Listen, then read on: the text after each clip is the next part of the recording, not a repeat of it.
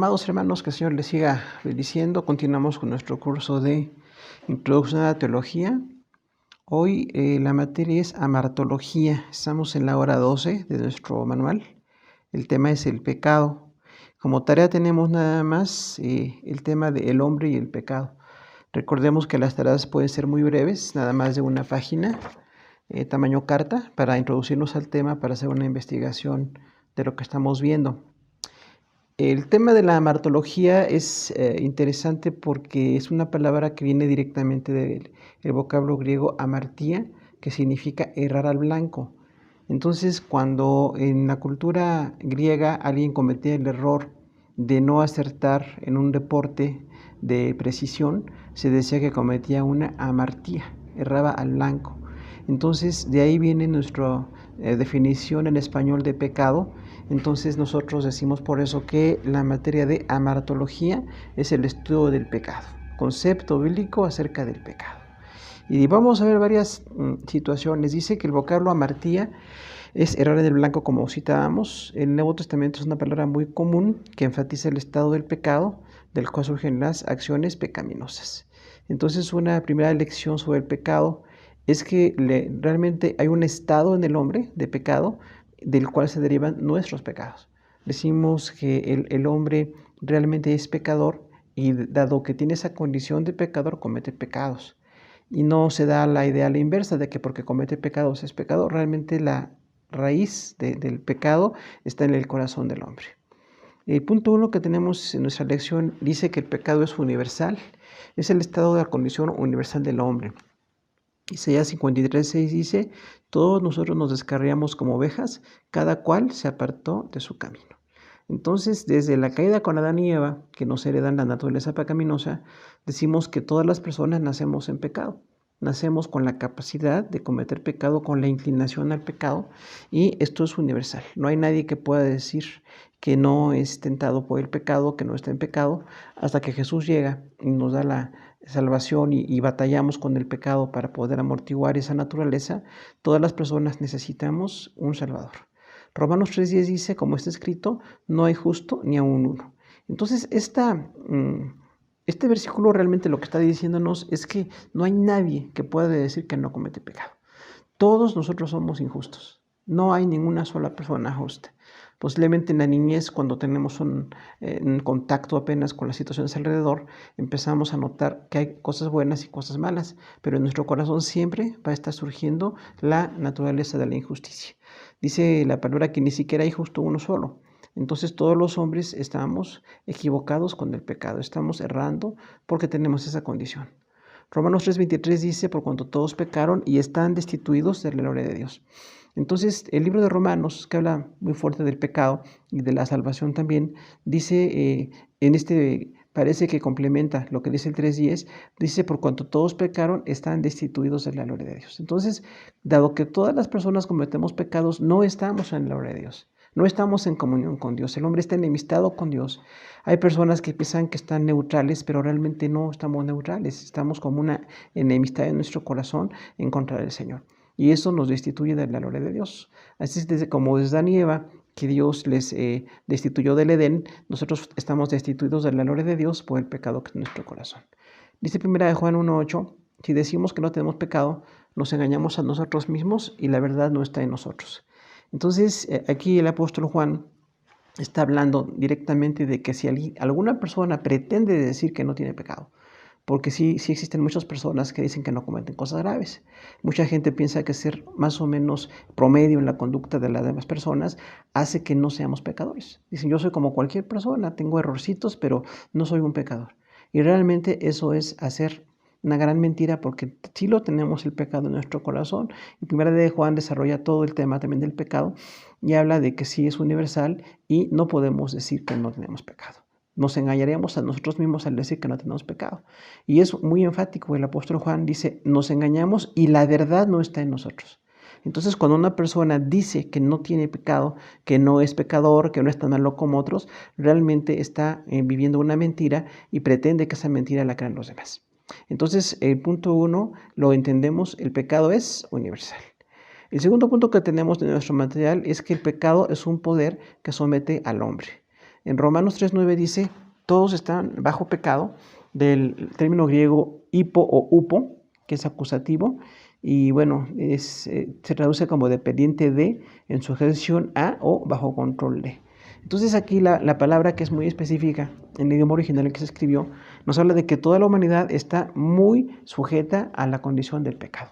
Estamos debajo de la condición de pecado. Entonces dependemos de una situación de pecado que hay en nuestro corazón. Estamos, aunque deseemos cosas buenas, generalmente surge esa naturaleza pues destructiva, ajena a Dios y que se opone a todo lo que Dios establece como santidad. Estamos sujetos a ese pecado, realmente estamos en una esclavitud. No es una situación de libre decisión, quererme quitar del pecado. Hace falta la obra de Cristo para que nosotros podamos vencer el pecado y estemos en esa batalla donde Dios nos da el camino de santidad. Pero mientras no tenemos la obra de Jesús en el corazón, ninguna persona puede decir que libra la batalla contra el pecado, porque siempre va a ser un control que se trata de ejercer.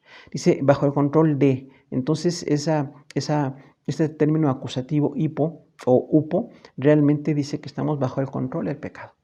Entonces, ahí hay una noción de que la gente muchas veces piensa que es libre porque hace lo que quiere. Muchas personas dicen, yo hago lo que quiero, cuando yo quiero, lo que me complace, y no están realmente ejerciendo una libertad, están en una esclavitud.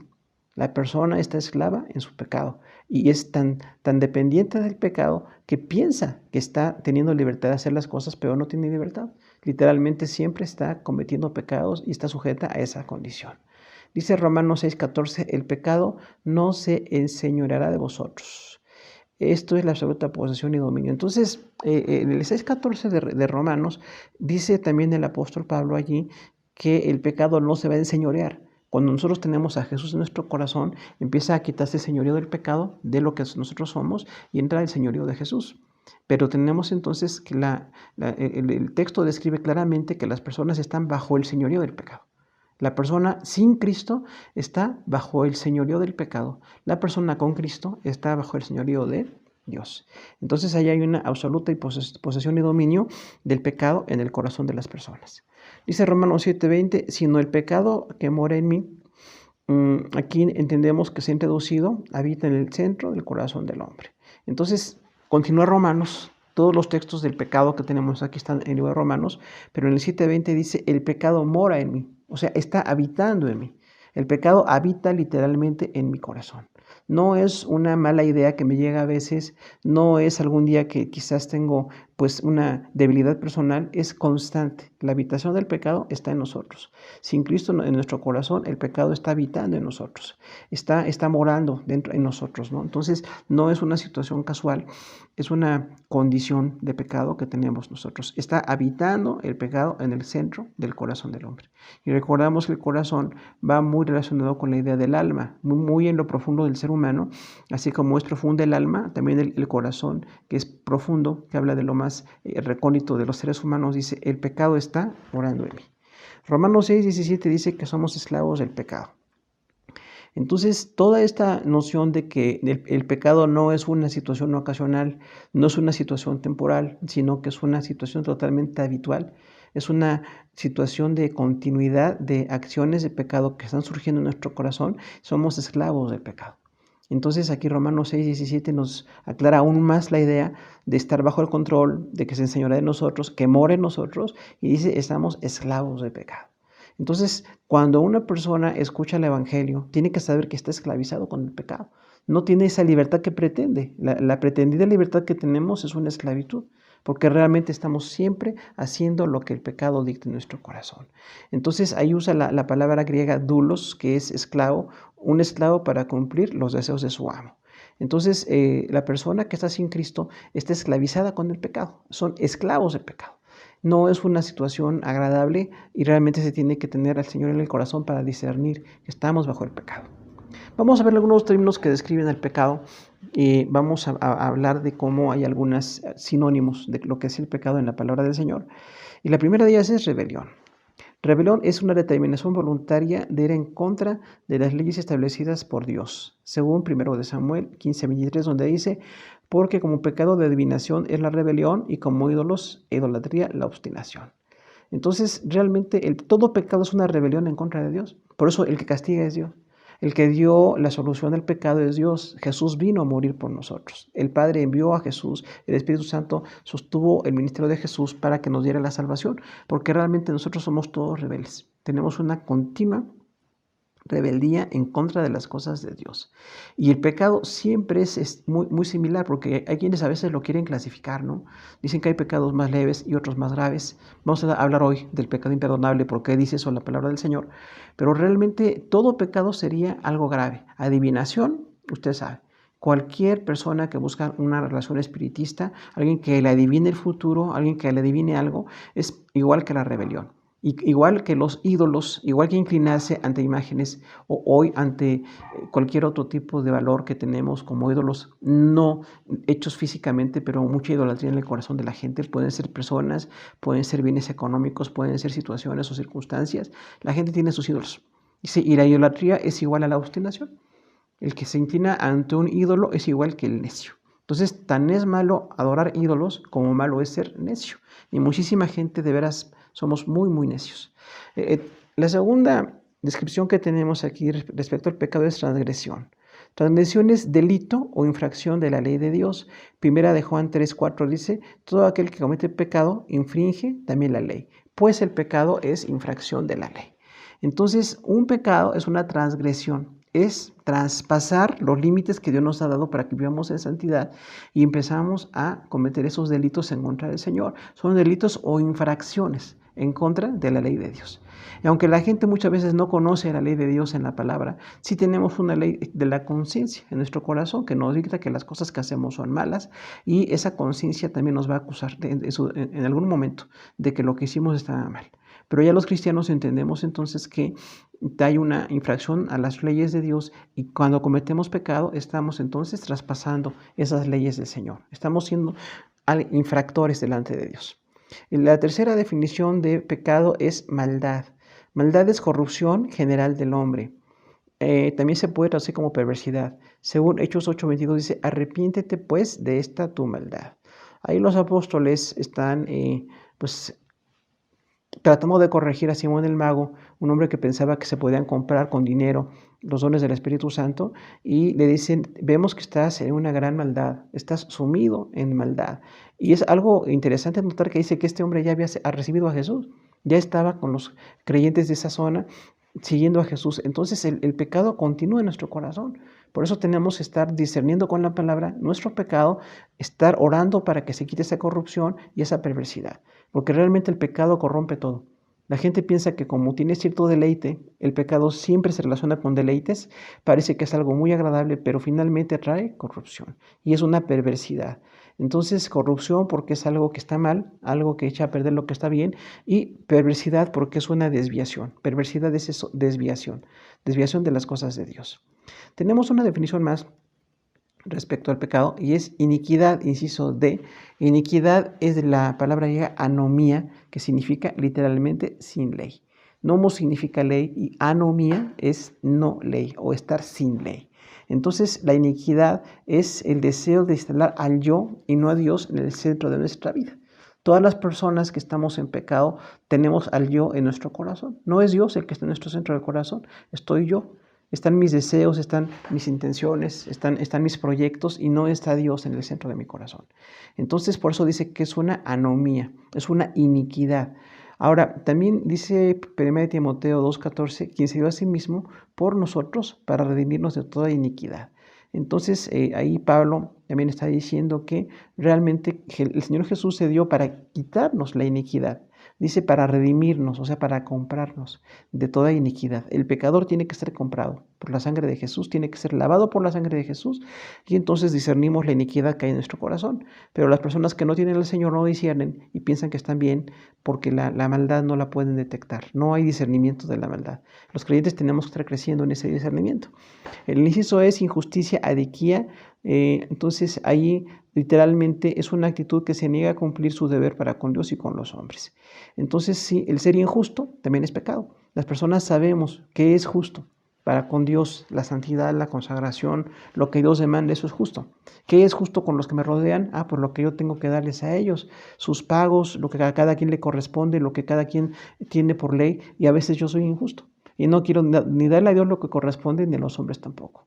Entonces sí, esa injusticia está en nuestro corazón. Dice Romanos 8:18, porque la ira de Dios se revela desde el cielo contra toda impiedad e injusticia de los hombres que detienen con injusticia la verdad. Entonces realmente Dios tiene una ira revelada en su palabra en contra de esa injusticia. Dios no está tolerando la injusticia. No está tolerando que mandó a su Hijo a morir por nosotros. No castiga a todos de momento porque Él tiene el tiempo del castigo para cada quien o el tiempo de vida para cada quien. Pero finalmente va a castigar toda injusticia porque no está bien delante del Señor. Dice, es impiedad y es injusticia. Entonces, impiedad veremos enseguida, sin fe, e injusticia es romper lo que es recto delante de Dios y delante de los demás. Dice, y los hombres detienen con injusticia la verdad. Cuando los hombres nos oponemos a las cosas de Dios, estamos deteniendo la justicia de Dios. Toda persona que no está de acuerdo con las cosas de Dios, que detiene la obra de Dios, está procurando que se esté continuando la obra de injusticia. Entonces, estamos en esa situación de injusticia. La impiedad, inciso F, es el griego asebeia. La impiedad significa menosprecio a la persona de Dios. Entonces sí tenemos ahí nosotros que ver que quienes están en pecado están totalmente en contra de lo que es la fe. La piedad aquí es la palabra latina, pero la palabra fe es exactamente estar en una relación con Dios. Quien tiene fe tiene que obedecer. Quien no obedece no tiene fe. Porque muchas personas en el mundo dicen que podemos tener fe sin obedecer. Y la palabra de Dios va junto. El que tiene fe en Dios tiene que obedecer. El que obedece es porque tiene fe. Va junto como en un paquete, la noción de justicia y de fe. Entonces, cuando alguien es impío, me está menospreciando la persona de Dios. Segundo, a Timoteo 2:16 dice, mas evita profanas y vanas palabrerías porque conducirán más y más a la impiedad. Entonces, en esos consejos que da Pablo a Timoteo, dice, evita las profanas y vanas palabrerías. Las profanas palabras es cuando hablamos con injusticia. Palabras que nada más pretenden ofender, que están así como tratando de dañar lo que es santo. Eso es una palabra profana. Y dice, y vana, lo que son palabras vanas, ¿no? Muchas personas tienen vanas palabrerías. Hablan totalmente situaciones sin sentido, ofendiendo a Dios, ofendiendo a los demás. Y entonces esto es una palabrería vana. Dice, y conducirán más y más a la impiedad. Las palabras profanas y la palabrería vana va a conducir más a la impiedad. Se nos va a llevar a ser cada día más impíos. Entonces nosotros por eso cuidamos hasta lo que hablamos. Siempre tenemos que cuidar cómo hablamos, con amor, con justicia, con cuidado, guiados por Dios, para que nuestras palabras no se conviertan en un medio de impiedad en nuestro corazón. Pero muchísima gente que no conoce del Señor, pues sus palabras los llevan a estar cada día más sucios delante del Señor. La palabra concupiscencia es epitumía, que significa desear lo que no debe ser deseado. Entonces, literalmente ahí los deseos que tenemos que no están bien delante del Señor es algo que es una concupiscencia. Porque hay deseos que Dios permite que haya en nuestro corazón, incluso en nuestra vida física, hay deseos normales, buenos, aprobados por su palabra, pero los deseos que no están aprobados por la palabra de Dios son concupiscencia. Entonces, él está deseando lo que no debe ser deseado. Y toda persona que está sin Dios tiene muchos deseos que no están bien, son deseos desordenados. Dice Santiago 1:15, entonces la concupiscencia, después que ha concebido, da a luz el pecado, y el pecado siendo consumado, da a luz la muerte. Entonces este escritor, Santiago, describe muy claramente que la concupiscencia, el deseo de estar teniendo cosas injustas delante del Señor, da como una concepción, dice, tiene un producto. Esa concupiscencia da luz al pecado. Entonces, sí, mis deseos desordenados me van a llevar al pecado. Dice, y el pecado siendo consumado da luz a la muerte. El pecado también da luz a la muerte. Entonces son tres nociones, la concupiscencia, el pecado y la muerte. Cuando alguien se deja guiar por sus concupiscencias, va a llegar al pecado finalmente, y el pecado le va a llevar a la muerte, porque nos va a llevar a estar en contra de las cosas de Dios. Dice el inciso H, blasfemia, la palabra blasfemia, insulto o ofensa, insulto a Dios, burla de sus mandamientos, según Mateo 12:31 dice, por tanto os digo, todo pecado y blasfemia será perdonado a los hombres, mas la blasfemia contra el Espíritu Santo no les será perdonada. Este versículo y otros que hablan de la blasfemia contra el Espíritu Santo tienen que ser explicados. No es que este pecado no se perdone porque está establecido por Dios que no se va a hacer, sino que está describiendo una condición. Cuando alguien está en Cristo, la única persona que nos lleva nuevamente al camino es el Espíritu Santo. Entonces, blasfemar u ofender al Espíritu Santo es como cerrar el paso a la única persona que nos puede llevar al arrepentimiento. Por eso es muy importante que la gente no caigamos en esa condición de estar en contra de la obra del Espíritu Santo, sobre todo los creyentes que se han apartado de las cosas de Dios, que no estén blasfemando en contra del Espíritu Santo, porque sí hay quienes blasfeman, quienes ya no quieren nada con Dios, y esa condición pues los lleva a un pecado permanente. Entonces, aún así, la palabra de Dios dice que si nos arrepentimos de todo pecado seremos perdonados, pero necesitamos dejar de blasfemar contra el Espíritu Santo. Decíamos porque es la persona que nos lleva al arrepentimiento. El inciso hoy dice engaño, griego apate, que es engaño o mentira. El pecado es siempre una mentira porque engaña al hombre. Siempre el pecado nos va a estar llevando a una mentira. Porque el pecado promete cosas muy agradables, decíamos muy gratificantes, pero siempre tiene costos. Todo pecado nos va a llevar a una corrupción. Si nos estamos guiando por el pecado y no por la palabra de Dios, estamos entonces transgrediendo la ley del Señor y nos vamos a traer muchas mentiras. Los pecados siempre nos llevan a muchas mentiras. Hebreos 3:13 dice, para que ninguno de vosotros se endurezca por el engaño del pecado. Entonces también ahí el escritor de Hebreos complementa la idea y dice que nadie se endurezca en su corazón por el engaño del pecado. El pecado nos va a estar tratando de engañar y nosotros si estamos en pecado también empezamos una cadena de mentiras. El inciso J, incredulidad, es apistía o sin fe, la dureza del corazón o incredulidad. Entonces sí, la gente también que no quiere creer nos lleva a estar en pecado. No quiere creer la palabra, no quiere creerle a Dios, entonces eso es una apistía, una incredulidad.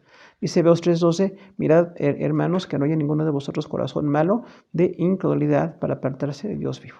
Nuevamente, el escritor de Hebreos dice de una manera muy explícita que no haya en nosotros un corazón malo. Nuestro corazón o es malo o es bueno delante de Dios. Un corazón malo resiste. Un corazón bueno acepta la obra del Señor. Entonces, que no haya un corazón malo de incredulidad para apartarse de Dios vivo. La gente que deja que su corazón sea malo, se puede apartar de Dios. Hebreos 18-19 dice, y a quienes juró que no entrarán a su reposo, sino a aquellos que desobedecieron. Entonces también allí dice que los que no entrarán en el reposo de Dios son los que desobedecen. Los que estamos con esa incredulidad, con esa desobediencia, no podemos llegar a ese reposo dado por Dios. Dice, y vemos que no pudieron entrar a causa de incredulidad. Entonces la incredulidad refuerza la idea del pecado, la idea de estar apartado en contra de las cosas de Dios. Vamos a hablar del origen del pecado. Y decimos aquí, varios incisos, es una rebelión en el mundo angelical. Según Isaías 14:13 y 14 dice, tú dices en tu corazón, subiré al cielo, en lo alto, junto a las estrellas de Dios, levantaré mi trono, y en el monte del testimonio me sentaré a los lados del norte. Sobre las alturas de las nubes subiré, y seré semejante al Altísimo. Ahí Isaías describe la rebelión de Satanás. Directamente, está hablando de cómo Satanás pensó que podía rebelarse y poner su trono junto al de Dios. Entonces, el pecado es una rebelión. En el mundo de los ángeles empezó con la rebelión de Satanás en su corazón y todos los ángeles que cayeron con él, que son los ángeles caídos. También dice en cuanto a los hombres, 1 Timoteo 3:6, no un neófito, no sea que se envanezca y caiga en la condenación del diablo.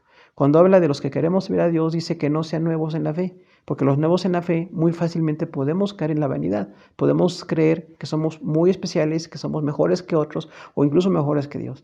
Una persona tiene que ser humilde para servir al Señor. Por eso dice ahí Timoteo 3:6, la primera carta, que no sea necio, porque se envanece y cae en la condenación del diablo. La tentación, Génesis 3:1, dice, con que Dios os ha dicho, no comáis del árbol. Entonces, cuando empezó con Satanás tentando a Eva, hizo dudar de Dios. La tentación le hizo dudar de Dios. Esa frase, con que Dios os ha dicho, es como poner en duda. Y realmente lo que el diablo sigue haciendo, pone en duda en el corazón de la gente lo que Dios ha dicho, lo que Dios está haciendo. Dice Génesis 3, 4 y 5, no moriréis, seréis como Dios, conociendo el bien y el mal. Entonces, Satanás contradijo a Dios. Dije, no van a morir. Por supuesto, era una mentira. Y entonces, al decir no morirán, van a ser como Dios, conociendo el bien y el mal, Adán y Eva pensaron que puedan ser iguales que Dios. Y en esa rebelión con Satanás cayó el pecado y vino una gran tragedia para toda la humanidad. Todos nosotros estamos en esa consecuencia del pecado. La desobediencia, Génesis 3:6 dice, y vio que era algo codiciable, tomó y comió y dio a su marido. Ahí describe lo que hizo Eva. Vio a esa fruta que le estaban ofreciendo, pensó que era codiciable, pensó que era deseable, tomó, comió y dio a su marido. Entonces el pecado de la desobediencia de Adán y Eva se compartió. Compartió Eva su noción de desobediencia con Adán y Adán también participó de esa desobediencia. Entonces de Adán y Eva el pecado es una desobediencia en contra de Dios. Vamos a ver, el inciso dice el pecado entre la humanidad. Adán transmitió el pecado a la raza humana. Ahora todos los seres humanos nacen en el mundo con una predisposición al pecado y a la maldad. Lo que decíamos, Dios no nos está condenando por algo que hizo Adán. Nuestro pecado es personal, pero lo que sí tenemos es una naturaleza caída. Adán al pecar y Eva al pecar, desobedeciendo a Dios, heredan a todos los hijos la desobediencia. Entonces, todo bebé que nace, toda persona que nace aún sin cometer pecados, ese bebito en algún momento crecerá y tratará de cometer pecado. El pecado surge en el corazón. Dice Romanos 5:12, por tanto, como el pecado entró en el mundo por un hombre, así la muerte entró a todos los hombres por cuanto todos pecaron. Entonces ahí nos está describiendo exactamente que el pecado entró por un hombre y la muerte entró por a los demás hombres, describiendo lo que pasó con Adán. Romanos 5:14 dice, no obstante, reinó la muerte desde Adán hasta Moisés. Entonces, desde que Adán cometió un pecado hasta que la ley de Moisés llegó, donde empezó a hablarse del pecado, empezó a hablarse de la posibilidad del perdón de Dios, toda la humanidad estuvo en su pecado. Estuvo en una situación de rebelión en contra de Dios. Es muy grave realmente la rebelión que Adán y Eva cometieron y la rebelión que tenemos todos los seres humanos. Ahora, cada quien tiene que decidir si sigue con la rebelión o entra en obediencia. Es personal. Ya no podemos culpar a Adán y Eva. Es mi decisión. O culpo a Adán y Eva y no corrijo, o tomo mi decisión de seguir a Cristo y corrijo el pecado. O tomo la decisión de no seguir a Dios y mi pecado sigue en mi corazón. Dice Romanos 5:19, porque así como por la desobediencia de un hombre, los muchos fueron constituidos pecadores. Entonces sigue el argumento de todo Romanos 5, de cómo el pecado entró y dice que constituyendo a todos los hombres pecadores. Todas las personas somos pecadoras porque estamos siguiendo la misma tendencia que tuvo Adán y Eva de desobedecerle al Señor. Vamos a ver el punto 5, nuestra lección, consecuencias del pecado. El pecado tiene varias, digamos así, vertientes de daño que trae a los seres humanos. Y el primero es un daño a la imagen de Dios. No se perdió la imagen, pero sí se dañó. Dice en Génesis que Dios hizo al hombre y a la mujer a la imagen suya. Entonces la imagen perfecta de Dios a la que estábamos nosotros formados fue dañada. Dice Génesis 9:6, porque a imagen de Dios es hecho el hombre. Entonces esa imagen aún se revela, los hombres son creativos, son inteligentes, los hombres tienen muchas capacidades, pero también siempre el pecado, siempre la rebelión en contra de Dios, siempre una conducta destructiva. El pecado va a estar siempre entonces manifestándose en los seres humanos. Por eso algún escritor daba un libro hace muchos años en el curso de formación teológica evangélica y decía un libro, El hombre, su tragedia y su grandeza, ¿no? Entonces el hombre tiene una tragedia, que es la desobediencia en contra del Señor. Pero también tenemos la posibilidad de que esa imagen se recupere, ¿no? Entonces podemos buscar al Señor para que esa imagen pues no se recupera como cuando antes de que Adán y Eva pecaran, pero sí estamos ya batallando con el pecado. Tenemos un límite del pecado, pero la gente que no está en pacto con Dios está siguiendo con el pecado en su corazón. Santiago 3:9 dice, con ella bendecimos a Dios y Padre y con ella maldecimos a los hombres que están hechos a la imagen de Dios. Entonces, una consecuencia del pecado también ahí es ese daño a la imagen. Porque los hombres están hechos a la imagen de Dios. Y los seres humanos tenemos que respetar a las demás personas nada más porque están hechos a la imagen de Dios. Y sin embargo, los hombres nos maldecimos mucho unos a otros, por muchas razones. Entonces es necesario que entre el corazón de las personas el perdón del Señor, la restauración del Señor, y un verdadero creyente no puede maldecir a nadie. No puede maldecir a los demás. Aún creyentes o inconversos, tenemos que nosotros ver en ellos la imagen de Dios. En los inconversos nuestro deseo es que vengan a Cristo. Pero los que ya están en Cristo, pues estamos viendo los que están en el camino del Señor. Y no tenemos por qué estar maldiciendo, como dice ahí, ¿no? Maldecimos a los hombres que están hechos a la imagen de Dios. También la consecuencia del pecado es una naturaleza pecaminosa. Como decíamos, una predisposición al pecado y a la maldad. Entonces las personas traemos ya esa esencia, traemos una naturaleza. Toda persona que nace tiene la tendencia a pecar. Y la vemos en nuestra vida, lamentablemente. Las personas humanistas piensan que no, piensan que el hombre nace muy bueno, que tiene muchas cualidades o no tiene defectos. Pero realmente la palabra de Dios dice que sí tenemos una naturaleza pecaminosa y se va a evidenciar en nuestros actos, ¿no? Porque somos pecadores, después cometeremos actos de pecado. Dice Salmo 51:5, he aquí, en maldad he sido formado y en pecado me concibió mi madre.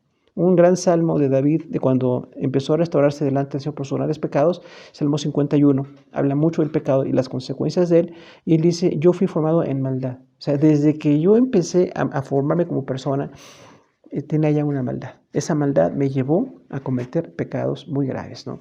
Y en pecado me concibió mi madre. O sea, realmente cuando nuestros padres nos conciben, seguimos estando en pecado, hasta que llega Jesús y nos da la salvación. Pero mientras no llegue esa salvación, vamos a estar siempre tendiendo al pecado, tendiendo a la desobediencia, tendiendo a estar mal en contra de las cosas de Dios. Entonces es una naturaleza pecaminosa que tenemos todos. Lo único que nos hace estar deteniendo esa naturaleza pecaminosa es la obra de Jesús. Hace falta la salvación de Jesús, la palabra de Dios, la oración, la vida como cristianos nos hace estar creciendo en lo espiritual y debilitando la carne. Pero cuando nosotros le damos lugar a la carne, se debilita nuestra parte espiritual. Dice que también es muerte, una consecuencia del pecado es muerte, separación de Dios, muerte espiritual. Entonces recordamos que la palabra tánatos, muerte, significa separación. Dios le dijo a Adán y Eva, si ustedes comen del árbol del conocimiento, van a estar muertos, van a estar separados. Y vemos esa muerte. No fue inmediata la muerte física, pero sí fue inmediata la muerte espiritual. Tenemos la muerte física que se da cuando acaba nuestra vida terrenal, pero la muerte espiritual está en nuestro corazón. Hasta que lleguemos a Jesús, por eso es necesario que lleguemos a Jesús para que el Señor nos dé vida y ya no estemos muertos espiritualmente. Dice Efesios 2:1, y Él os dio vida a vosotros cuando estabais muertos en vuestros delitos y pecados. Entonces describe muy claramente aquí Efesios que Jesús nos dio vida. Las personas sin Cristo nacemos muertas. No importa el origen, la raza, la situación religiosa que cada quien tenga, estamos en una situación de muerte, de pecado, hasta que llegamos a Jesús. Entonces, por eso dice, cuando estaban muertos en delitos y pecados, Dios les dio a Jesús para que viniera la vida. Entonces, las personas están descritas aquí muertos en delitos y pecados. Como decimos, piensan que hacen lo que quieren. Las personas sin Dios, las personas que no están en un pacto de salvación, piensan que hacen lo que quieren, pero realmente están con una muerte espiritual, envueltos en delitos y pecados. Y toda persona tiene que ser sensata delante del Señor y reconocer que nuestros pecados son graves. Realmente la condición de pecado nos lleva a no reconocer lo que Dios quiere hacer de nosotros. Dice Isaías 59:2, pero vuestras iniquidades han hecho división entre vosotros y Dios, y vuestros pecados han hecho ocultar de vosotros el rostro para no oír, su rostro para no oír. Entonces, ahí dice Isaías de una manera muy contundente que nuestras iniquidades, nuestros pecados nos dividen de Dios. Las personas no estamos en Cristo, no estamos en la obra de salvación, estamos divididos de Dios. Dice la palabra que somos enemigos de Dios. Aunque la gente no se siente así, la gente se siente muy buena, ¿no? Y piensan que son muy lindos, pero realmente están en un pecado y son enemigos y hay una división. Nuestros pecados nos dividen en contra de Dios. Dios ama a las personas, pero no puede tener comunión con ellas por el pecado que está en sus corazones. Dice entonces, las iniquidades hacen división entre ustedes y su Dios, y sus pecados le han hecho ocultar de vosotros su rostro para no oír. Entonces el pecado también nos impide escuchar la voz de Dios, nos impide conocer el rostro de Dios. Por eso las personas que no conocen del Señor están totalmente sin discernimiento, no tienen noción de su pecado, no tienen noción de que están fallándole a Dios. De hecho, las personas piensan que a Dios le agrada el pecado, piensan que lo que están haciendo está bien, pero finalmente la palabra de Dios nos dice todo lo que es pecado que veremos en esta ocasión, y el pecado nos aparta de las cosas de Dios. Dice Romanos 6:23, porque la paga del pecado es muerte. Entonces, ¿cuál va a ser el resultado del pecado? Siempre la muerte. Muerte espiritual que se va dando en nuestra vida, y la muerte física que llegará al término de la vida que Dios tiene para nosotros aquí en lo terrenal, pero finalmente la muerte va a llegar. Entonces nosotros solamente la muerte física va a haber resurrección. Cuando el Señor nos llame a su presencia, tendremos resurrección de cuerpos, dice la palabra del Señor, pero los que no están en Cristo no van a resucitar para vida. Tienen vida, una resurrección para muerte. Pero sí, quienes están aquí viviendo en pecados, tienen que saber que la paga de su pecado va a ser la muerte. Dice Apocalipsis 20:13-15, y el mar entregó los muertos que había en él, y la muerte y el Hades entregaron los muertos que había en ellos, y fueron juzgados cada uno según sus obras. Y la muerte y el Hades fueron lanzados al lago de fuego. Esta es la muerte segunda. El que no se halló inscrito en el libro de la vida fue lanzado al lago de fuego. Entonces aquí Juan, de una manera pues muy amplia, guiado por el Espíritu Santo, dice, de acuerdo al contexto de la cultura judía, las personas pensaban que el mar podía entregar muertos, porque las personas, muchos morían en el mar, o eran sus cuerpos arrojados al mar. Es una inquietud cultural de Juan, por eso dice, el mar entregó los muertos que había en él. Él tuvo esa visión que se entendía en su cultura. Nosotros entendemos que toda persona, donde quiera que muera, finalmente va a tenerse que presentar delante del Señor. Dice, la muerte y el Hades entregaron los muertos que había en ellos. Entonces ahí aparece la muerte y el Hades como si fuera la muerte, en este caso como un personaje. Realmente es una condición, la muerte, pero ahí para ilustrarnos cómo está esa acción de muerte en nosotros, aparece como un personaje, pero realmente no es un personaje. Cuando vimos el Apocalipsis, dimos ese estudio hace unos 2 años y decíamos, realmente es una condición. Y el Hades es el lugar de los muertos sin Cristo, ¿verdad? Porque recordemos que la palabra hebrea era Seol, Antiguo Testamento, y la palabra Hades es Nuevo Testamento, es griego, pero es igual, significa el lugar de los muertos. Entonces, la gente que está muerta, sus almas están en un lugar, se llama el estado intermedio. Entonces, en ese lugar donde están las almas de las personas que han muerto sin Cristo, van a ser entregadas para ser juzgadas por Dios. Entonces, dice, cada uno fue juzgado según sus obras. Entonces, todos los que no están en Cristo son juzgados por sus obras. Dice, y la muerte y el Hades fueron lanzados al lago de fuego. Entonces, como decíamos ahí, los ve como unos personajes, el apóstol Juan, diciendo que termina la labor de la muerte, la labor de estar separando al hombre con Dios, y el Hades, el lugar donde los muertos, las almas están esperando el juicio, ya no van a ser necesarios. Por eso dice ahí, son lanzados al lago de fuego. Esa es la muerte segunda. Ahora, la muerte segunda es algo muy grave que tenemos que entender porque es la muerte definitiva. La muerte física que tenemos nos duele mucho que nuestro cuerpo se dañe tanto hasta morir físicamente. Pero la muerte espiritual es ser separado de Dios. La segunda muerte es más grave, porque realmente estar separado de Dios por la eternidad es ser lanzado al lago de fuego, es ser lanzado a la condenación. Entonces, toda persona necesita entregarse a Dios y empezar una vida de consagración y pues, de renovación en las cosas de Dios. Hay unas listas de pecados del Nuevo Testamento.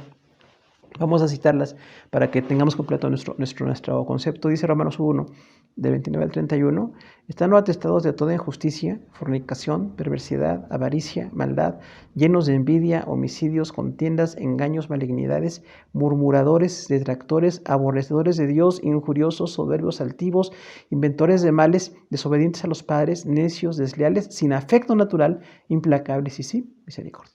Es una lista muy vasta de pecados, pero usted puede ver todo lo que está pasando en el corazón de la gente. ¿Cuántas personas vivimos en injusticia? Decíamos, no estamos dando a los demás lo que tenemos que darle. La fornicación, el pecado sexual. Muchas personas que están pensando que hay libertad para tener relaciones sexuales antes de casarse o estando casados tienen relaciones sexuales con otras personas que no es su esposo o su esposa. Todo eso es fornicación y adulterio. Toda perversidad. Toda desviación en nuestro corazón. La avaricia es el deseo de atesorar, lo económico. Solamente atesorar para mis necesidades, eso es ser avaro. Todos lo entendemos el concepto, ¿no? La palabra maldad es muy extensa, pero realmente habla de la condición de las personas. Las personas con envidia, las personas que constantemente están con celos porque los demás prosperan, dice homicidios y contiendas, o sea, matar a unos a otros de una manera, por situaciones personales, las contiendas, los engaños son verdaderamente muchos los pecados que están ahí, ¿no? Detractores, gente que está, pues, en contra de la ley de Dios, ¿verdad? Aborrecedores de Dios, injuriosos, o sea, todos los que están en pecado están literalmente odiando a Dios. Desobedientes a los padres, imagínense usted ese pecado, ¿no? Parece muy común hoy ver que la gente desobedece a sus papás, pero desobedecer a los papás es un pecado.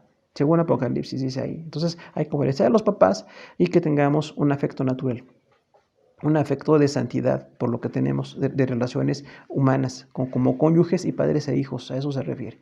Gálatas 5, la otra gran lista de pecados, dice, y manifiestas son las obras de la carne que son adulterio, fornicación, inmundicia, lascivia, idolatría, hechicería, enemistades, pleitos, celos, iras, contiendas, disensiones, herejías, envidias, homicidios, borracheras, orgías y cosas semejantes a estas, acerca de las cuales os amonesto, como ya os lo he dicho antes, que los que practican tales cosas no heredarán el reino de Dios. Entonces aquí el apóstol Pablo da una lista de pecados también. Hay algunos que están coincidiendo con la lista que acabamos de ver, pero hay otros que no. Realmente hay otra lista de situaciones que están allí, que están en nuestro corazón, ¿no? La inmundicia, imagínese usted todo tipo de situación sucia en nuestro corazón, todo lo que es sucio en nuestro corazón. Siempre la lascivia, ¿no? O concupiscencia, un deseo por cosas que no están bien y uno vive totalmente esclavo de esos deseos, ¿no? Las enemistades ahí, cuánta gente está con odios unos a otros, cuánta violencia tenemos alrededor, la hechicería, todo tipo de personas que piensan que hay pactos por algún tipo de hechizos o que pueden tener algún beneficio, pues están totalmente perdidos, ¿no? Y dice pleitos, celos, iras y contiendas. Situaciones personales que nos llevan a una violencia también son pecado. Disensiones es una división. Herejías, la gente que promueve doctrinas falsas en las iglesias, ¿no? Y dice ahí también hasta las borracheras y orgías. ¿Cuánta gente el alcoholismo lo ve como una cosa muy inocente y realmente es un gran pecado? Y trae muchas situaciones de consecuencia delante de Dios. Dice ahí el apóstol Pablo, os amonesto de estas cosas. Efesios 5, del 3 a 5 dice, pero fornicación y toda inmundicia o avaricia, ni aun se nombre entre vosotros como conviene a santos, ni palabras deshonestas, ni necedades, ni truhanerías que no convienen, sino antes bien acciones de gracias. ¿Por qué sabéis esto? Que ningún fornicario o inmundo o avaro, que es idólatra, tiene herencia en el reino de Cristo y de Dios. Entonces Pablo da aquí también una complementación de lo que está diciendo en Gálatas, que hay pecados que están en nuestro corazón y están ahí, dice, ni siquiera se nombre. O sea, entre cristianos ni siquiera debemos nombrar ese tipo de conductas, porque nos van a llevar a estar en el pecado. Sin embargo, hay mucha gente que no tiene cuidado con lo que dice y habla mucho de pecados o los ve muy fácil o está promoviendo que otras personas piensen en esos pecados. Dice, no conviene a santos, ni palabras deshonestas. O sea, ¿cómo hablo? Mi palabra deshonesta no puede estar agradando a Dios. Toda palabra deshonesta es un pecado también. Necedades. O sea, realmente la gente que dice algo que está mal, pero lo promueve como si fuera bueno. Entonces, truhanerías también, ¿no? Se refiere a palabras que son inconvenientes. Colosenses 3, 5, 9 dice, haced morir pues lo terrenal en vosotros, fornicación, impureza, pasiones desordenadas, malos deseos, avaricia, que es idolatría, cosas por las cuales la ira de Dios viene sobre los hijos de desobediencia. Dejad también de vosotros estas cosas, ira, enojo, malicia, blasfemia, palabras deshonestas de vuestra boca, y no mintáis los unos a los otros. Entonces en Colosenses también dice que hay que hacer morir esas conductas, como buscando la palabra de Dios, en oración, en tiempos personales de ayuno, de buscar las cosas de Dios y consagrarnos cada día a las cosas espirituales, ¿no? Tenemos que tener, eso son pasiones desordenadas, dice ahí. O sea, hay pasiones ordenadas y hay pasiones desordenadas. Esas pasiones desordenadas nos llevan a pecado. Entonces dice que hay una gran desobediencia en esto, ¿no? Dice, aún no mintáis, ahí la mentira también se añade. La mentira no es algo inocente, realmente nos puede llevar a una condenación. Dice Apocalipsis 21:8, pero los cobardes e incrédulos, los abominables y los homicidas, los forniqueros y hechiceros e idólatras y todos los mentirosos tendrán su parte en el lago de fuego que arde con azufre. Es la muerte segunda. Decíamos, esa muerte segunda es definitiva en cuanto a Dios. Dice, los cobardes e incrédulos. Fíjese que cuando dice cobardes, porque realmente para seguir en las cosas de Dios hace falta valor. Realmente tenemos que buscar el valor para estar en Dios, para buscar, para ser constantes. Y mucha gente por cobardía se aparta de las cosas de Dios.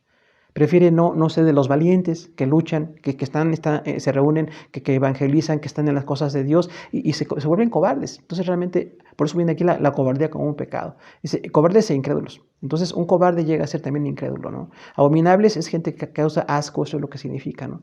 Las cosas que hacen podrían causarle asco a cualquier otra persona. Entonces todos podemos llegar a ser abominables, ¿no?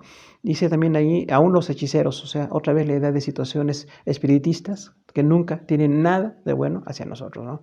Todas esas personas, dice aquí Juan, tienen su parte en el lago que arde con fuego y azufre, en la muerte segunda. O sea, todos los pecadores en estas cosas van a ser lanzados al infierno.